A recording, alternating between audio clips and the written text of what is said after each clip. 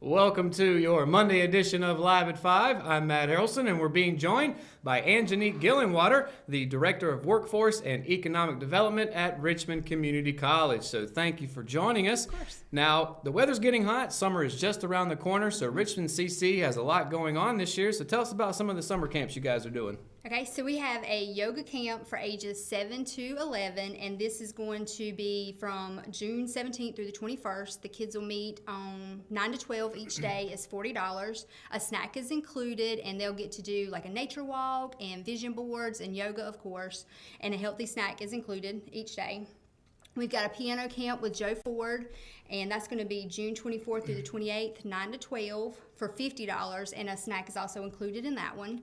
And then what we're really excited about this year is our career exploration camps. So we are targeting students that are rising 9th through 12th graders to just give them a taste of a field that they may be interested in. So we've got linemen coming up June 17th through the 21st. They're going to meet 9 to 1. It's $65, and the students will get to climb. They'll get to learn all about the industry and everything, ride the bucket truck just like the students do in the lineman program. We've got a criminal justice camp that's going to be July 22nd through the 26th. They'll meet 9 to 12 for $65, and they'll get to do stuff like blood spatter and crime scene and interviewing and things like that. And we have fire, EMS, and rescue July 29th through August 2nd. This one's an all-day program. It's 9 to 4 for $70, and it's going to actually meet at the Hamlet Fire Department. And the students will get to do everything that fire and EMS gets to do. They'll have lots of hands-on activities. So going back to the yoga and piano lessons, is that something that people have asked for? Because those, it's kind of different classes than the usual things you see during summer camps. It is. It's a little different. We have actually not had anybody ask for it, but we offer these classes for adults throughout the year. So we thought we'd try and see if some of the younger people would be interested in it. Now, is this the first time y'all tried these? It is. Okay, so well, this is kind of an experiment, right? It is. All right. Well, I'm sure it'll go well. Lots of people, I think the yoga and piano are things that people don't realize they want to try until the opportunity's put there. So hopefully that's something you guys will be able to do. As far as the career exploration camps, the lineman, the second year class just finished up. Seems like that's very popular. Is that why you guys are going to the younger kids now to see if they'd be interested in it? Yeah, we would like to just really target them and just give them an idea of what they might want to do later, because in high school they don't really know usually, and they're pushed towards four-year schools or a two-year degree and don't understand that there are other options where you can just earn a certification and get a good career. So we want to introduce them to those sorts of things. And I'm sure the same could be said for criminal justice and then fire and EMS, yes. Right? All right, so sounds good. And real quick, just kind of go over that, when the dates will be and who all is eligible to be in them. Okay, for lineman, criminal justice, and fire EMS, these are rising 9th through 12th graders. Lineman is June 17th through the 21st. Criminal justice is July 22nd through the 26th. And fire and EMS is July 29th through August 2nd. The yoga and piano is for ages 7 to 11. Yoga is June 17th through the 21st, and piano is June 24th through the 28th. Sounds good. Last question. How about a yoga while playing piano class? Ooh, I think that'd be difficult. That probably would be. All right, Angineek Gillenwater from Richmond CC, the Director of Workforce and Economic Development. Once again, we appreciate you joining us. Thank you. After the break, we've got your Live at 5 weather report, plus much more news. All that and more as we come back. Stay tuned. McNair Auto Sales is the place to buy your pre-owned car, truck, or van. To be the best, it takes big selection, friendly staff, and great pricing. We guarantee a no-hassle buying experience, and financing is available right on site. So come see us today. We're located at 1026 East Broad Avenue in Rockingham. And remember, with over 40 years of experience, you know McNair is the name you can trust. At Richmond County Hospice, we strive to provide high-quality care to our patients and their families. Whether it's the incredible hospitality at the Haven House or from the comfort of your own home, you can count on hospice to be there for you. We also offer monthly grief support groups, and our chaplain will be there to hold your hand in prayer. Through our amazing staff and our volunteers, hospice has made difficult times easier for our community. Call the number on your screen if you feel that you or your loved one may benefit from our services. Richmond County Hospice. Peace, comfort, dignity. Welcome back to Live at 5. A family lost 2 vehicles and a room of their home in an early morning blaze last Friday. The East Rockingham Fire Department responded to a call just after 3:30 a.m. at 113 Marigold Street to find 2 vehicles on fire, according to Assistant Chief Bill Bayless. He said a 2013 Chevy Suburban caught fire first, followed by a 2015 Nissan Altima. The 2 vehicles were sitting underneath a wooden carport next to the house, which also burned. The fire spread to a bedroom on the front of the home, a 24 by 60 mobile home on a concrete foundation. With assistance from Cordova Fire and Rescue, Bayless said firefighters were able to extinguish the flames and keep the home from being destroyed. He added that there was, quote, quite a bit of heat and smoke damage in the home, and the vinyl siding on a home next door was damaged from radiant heat. Bayless said the primary occupant of the house was Kevin Torres, and the owner was listed as Lila Torres. No one was injured, and the residents turned down assistance from the American Red Cross, according to Bayless. Fire crews were on the scene about 3 hours. The second annual Strawberry Festival brought around 2,500 people to Richmond County's 3rd largest municipality Saturday, according to organizers. Ellerbe Area Neighbors Association Chairman Mark Buckeridge said the attendance, estimated to be about the same as last year, was a little more difficult to gauge this year because the festival was more spread out. Donna Rogers said the crowd fluctuated throughout the day, with some coming in the morning, some later in the day. Buckeridge added that some were showing up just for the entertainment. 2 trucks from the Ellerbe Fire Department had US 220 blocked from Sunset Avenue to Church Street, with several antique and classic vehicles parked in the middle of the road as festival goers admired the autos. Buckeridge said the group plans to expand next year to include more cars and even local tractors. This year, there were more vendors than at the inaugural event, who lined the sidewalks selling jewelry, crafts, clothes, and food. All of the food vendors were required to serve up something strawberry related, even if it was just strawberry syrup to add to lemonade. Buckeridge said a lot of the vendors from last year came back, which he said was a pretty good barometer on where it's going.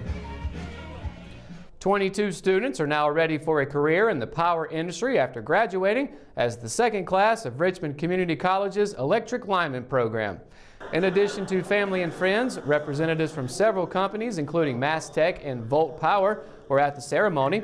The idea for the program was developed last summer, with the first class starting in November, according to Dr. Robbie Taylor, Vice President of Workforce and Economic Development. Taylor said it was, quote, a complete college effort.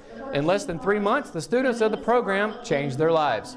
John Burgess, another of the graduates, said the first lesson they learned when they walked in was, quote, you are your brother's keeper. Burgess praised the instructors, saying they treated the students like part of their team. State Senator Tom McInnes was the guest speaker for the ceremony. College President Dr. Dale McInnes, in his closing remarks, asked the senator to take the stories he heard back to Raleigh and tell his colleagues that, quote, the best investment that the General Assembly can make is in the future and the careers of these folks and the employers who are needing their help desperately. A man on probation for a 2017 drug conviction has been listed as an absconder. According to a Friday afternoon post on the Richmond County Crime Stoppers Facebook page, 32-year-old Thomas Brandon Leak hasn't reported to his probation officer since last August. Leak was convicted of selling a Schedule II controlled substance in September of 2017, according to records. The Crime Stoppers post indicates Leak has also failed to appear in court on other drug charges. However, online state court records show no pending charges or dates. Anyone with information on Leak's whereabouts is encouraged to call Crime Stoppers at 910-997-5454. Tips leading to an arrest may be eligible for a reward. All right, when we return, we've got your Live at 5 weather report. Sunny days ahead, but for how long, we'll let you know right after this. At Richmond Community College, we can prepare you for a high-skill, high-paying career in a variety of fields. We are always developing new courses and programs in response to the communities we serve. We offer day, evening, and online courses, and you can now complete 7 curricular programs entirely online, including our university transfer degree. At Richmond Community College, we believe in helping you prepare for a better life. Richmond Community College, local college, big impact. Today's Live weather report is brought to you by Todd's Computers, and it's a nice and hot day outside with a few clouds here and there, and it should be the same for the rest of the week. Going into tomorrow's temperature is going to be nice and sunny with the highs in the mid-80s, almost 90s. Starting with Fayetteville, high 89, low 65. Lumberton, 89, low 66. Then going to areas like Rayford, we have a high of 89, low 65, just like Laurinburg. And Bennettsville will have high of 89, 66. Going to Southern Pines, we have high of 87, low 64. Ellerby, 86, 65.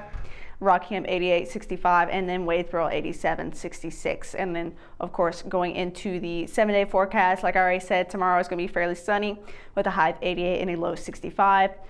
Wednesday will be a little cloudy, but the sun will still be there with a high of 84 and a low 66. But the rest of the week is going to be in the 90s and all sun. So starting Thursday, we have a high of 91, low 72. Friday, we'll have a high of 94, low 70. Saturday, 91, 71, and then Sunday, we'll have a high of 96, low of 71. And last but not least, Monday, start of the next week with a high of 98 and a low of 72. So it's getting close to those hundreds starting on Monday. So make sure you're very prepared for the weather because it's going to be very hot, and make sure you drink plenty of water. But of course, that's it for your Live 5 weather report. When we return, we get your Oro Sports Update, and it's coming up after the break. So stay tuned.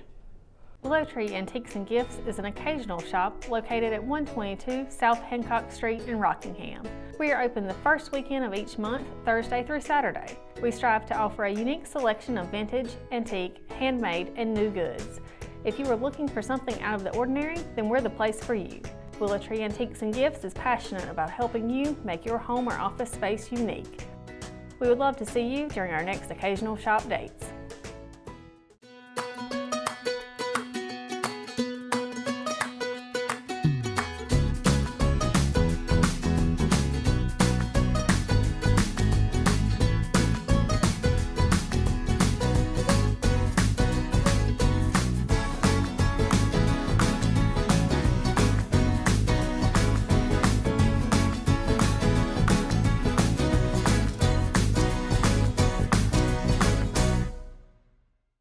Fire crews spent 5.5 hours Thursday night into Friday morning making sure they extinguished a fire at a century-old home.